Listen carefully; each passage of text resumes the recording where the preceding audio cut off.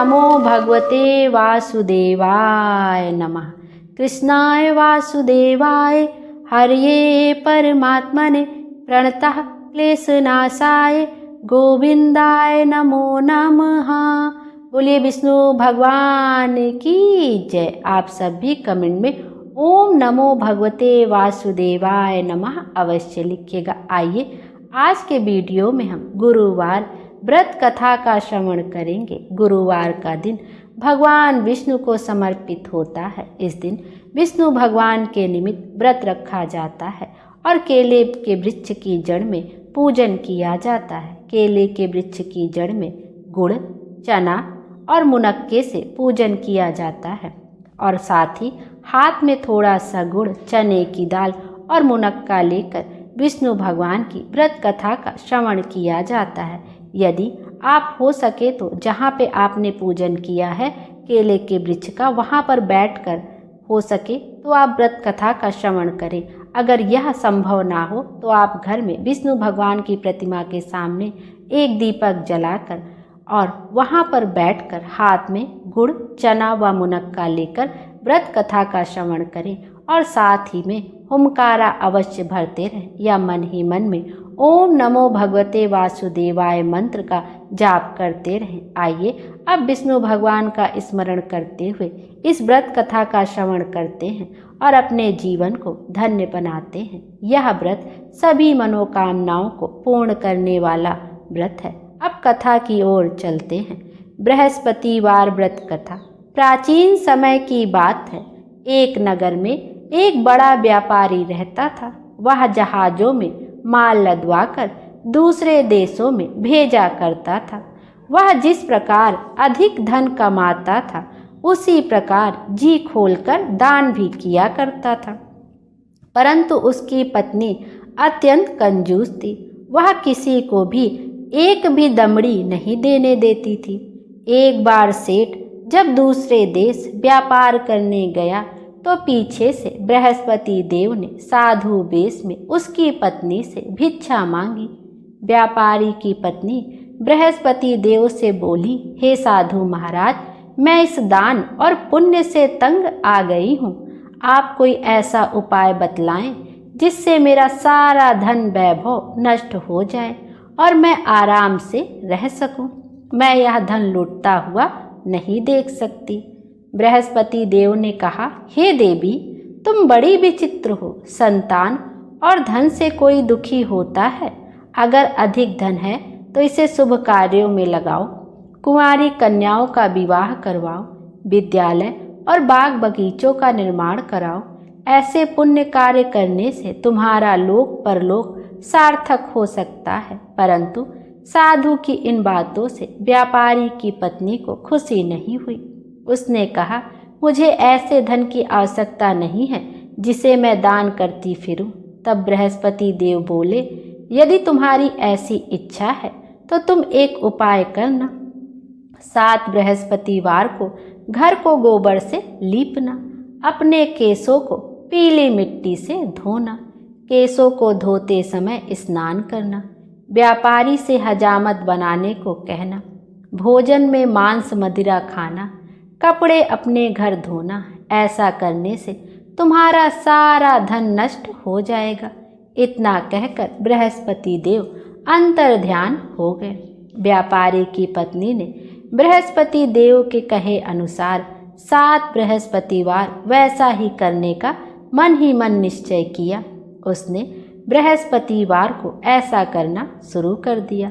केवल 3 बृहस्पतिवार बीते थे कि उसकी समस्त धन संपत्ति नष्ट हो गई और वह परलोक सिधार गई।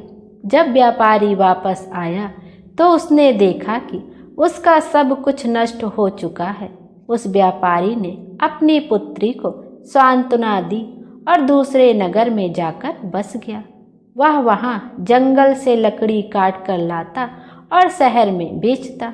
इस तरह वह अपना जीवन व्यतीत करने लगा। एक दिन उसकी पुत्री ने दही खाने की इच्छा प्रकट की, लेकिन व्यापारी के पास दही खरीदने के पैसे नहीं थे। वह अपनी पुत्री को आश्वासन देकर जंगल में लकड़ी काटने चला गया। वहाँ एक वृक्ष के नीचे बैठ अपनी पूर्व दशा पर विचार कर रोने लगा। उस दिन बृहस्पतिवार था। तभी वहाँ बृहस्पति देव साधु के रूप में सेठ के पास आए और बोले, हे मनुष्य, तो इस जंगल में किस चिंता में बैठा है? तब व्यापारी बोला, हे महाराज, आप सब कुछ जानते हैं। इतना कहकर व्यापारी अपनी कहानी सुनाकर रो पड़ा। बृहस्पति देव बोले, देखो बेटा, तुम्हारी पत्नी ने बृहस्पति देव का अपमान किया था, इसी कारण तुम्हारा यह हाल हुआ है। लेकिन अब तुम किसी प्रकार की चिंता मत करो। तुम गुरुवार के दिन बृहस्पति देव का पाठ करो। 2 पैसे के चने और गुड़ को लेकर जल के लोटे में शक्कर डालकर वह अमृत और प्रसाद अपने परिवार के सदस्यों और कथा सुनने वालों में बांट दो। स्वयं भी प्रसाद और चरणामृत लो। भगवान तुम्हारा अवश्य कल्याण करेंगे। साधु की बात सुनकर व्यापारी बोला, महाराज, मुझे तो इतना भी नहीं बचता कि मैं अपनी पुत्री को दही लाकर दे सकूं। इस पर साधु जी बोले, तुम लकड़ियां शहर में बेचने जाना। तुम्हें लकड़ियों के दाम पहले से 4 गुने मिलेंगे, जिससे तुम्हारे सारे कार्य सिद्ध हो जाएंगे। उसने लकड़ियां काटी और शहर में बेचने के लिए चल पड़ा। उसकी लकड़ियां अच्छे दाम में बिक गई, जिससे उसने अपनी पुत्री के लिए दही लिया और गुरुवार की कथा हेतु चना गुड़ लेकर कथा की और प्रसाद बांटकर स्वयं भी खाया। उसी दिन से उसकी सभी कठिनाइयां दूर होने लगी, परंतु अगले बृहस्पतिवार को वह कथा करना भूल गया। अगले दिन वहां के एक राजा ने एक बड़े यज्ञ का आयोजन कर पूरे नगर के लोगों के लिए भोज का आयोजन किया। राजा की आज्ञा अनुसार पूरा नगर राजा के महल में भोज करने लगा। लेकिन व्यापारी व उसकी पुत्री तनिक विलंब से पहुँचे, अतः उन दोनों को राजा ने महल में ले जाकर भोजन कराया। जब वे दोनों लौट कर आए, तब रानी ने देखा कि उसकी खूंटी पर टंगा हुआ हार गायब है। रानी को व्यापारी और उसकी पुत्री पर संदेह हुआ कि उसका हार उन दोनों ने ही चुराया है। राजा की आज्ञा से उन दोनों को कारावास की कोठरी में कैद कर दिया गया। कैद में पड़कर दोनों अत्यंत दुखी हुए। वहां उन्होंने बृहस्पति देवता का स्मरण किया। बृहस्पति देव ने प्रकट होकर व्यापारी को उसकी भूल का आभास कराया और उन्हें सलाह दी कि गुरुवार के दिन कैद खाने के दरवाजे पर तुम्हें 2 पैसे मिलेंगे। उनसे तुम चना और मुनक्का मंगवाकर विधि पूर्वक बृहस्पति देवता का पूजन करना। इससे तुम्हारे सारे दुख दूर हो जाएंगे। बृहस्पतिवार को कैद खाने के द्वार पर उन्हें 2 पैसे मिले। बाहर सड़क पर एक स्त्री जा रही थी। व्यापारी ने उसे बुलाकर गुड़ और चना लाने को कहा। इस पर वह स्त्री बोली, मैं अपनी बहू के लिए गहने लेने जा रही हूँ, मेरे पास समय नहीं है। इतना कहकर वह चली गई। थोड़ी देर बाद वहाँ से एक और स्त्री निकली। व्यापारी ने उसे बुलाकर कहा कि हे बहन, मुझे बृहस्पतिवार की कथा करनी है, तुम मुझे 2 पैसे का गुड़ चना ला दो।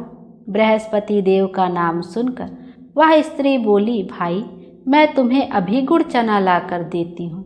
मेरा इकलौता पुत्र मर गया है, मैं उसके लिए कफन लेने जा रही थी, लेकिन मैं पहले तुम्हारा काम करूँगी, उसके बाद अपने पुत्र के लिए कफन लाऊंगी।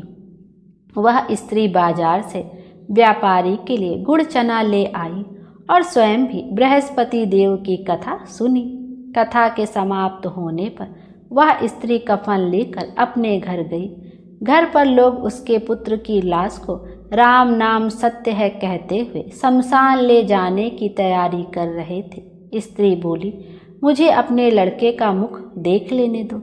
अपने पुत्र का मुख देखकर उस स्त्री ने उसके मुंह में प्रसाद और चरणामृत डाला। प्रसाद और चरणामृत के प्रभाव से वह पुनः जीवित हो उठा।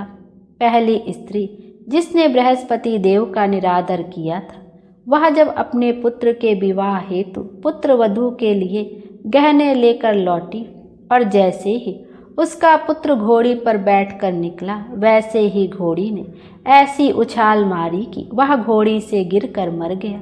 यह देख स्त्री रो रो कर बृहस्पति देव से क्षमा याचना करने लगी।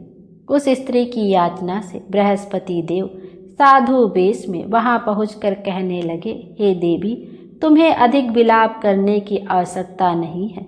यह बृहस्पति देव का अनादर करने के कारण हुआ है। तुम वापस जाकर मेरे भक्त से क्षमा मांगकर कथा सुनो, तभी तुम्हारी मनोकामना पूर्ण होगी। जेल में जाकर उस स्त्री ने व्यापारी से माफ़ी मांगी और कथा सुनी। कथा के उपरांत वह प्रसाद और चरणामृत लेकर अपने घर वापस गई।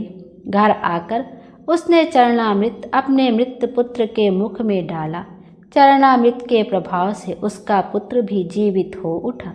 उसी रात बृहस्पति देव राजा के सपने में आए और बोले, हे राजन, तूने जिस व्यापारी और उसकी पुत्री को जेल में कैद रखा है वह बिल्कुल निर्दोष है।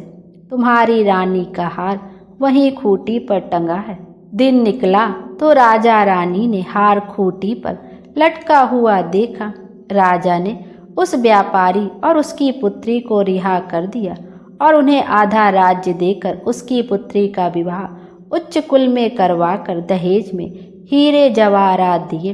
बोलिए विष्णु भगवान की जय, बृहस्पति देव की जय। बृहस्पतिवार व्रत कथा यहीं पर समाप्त होती है।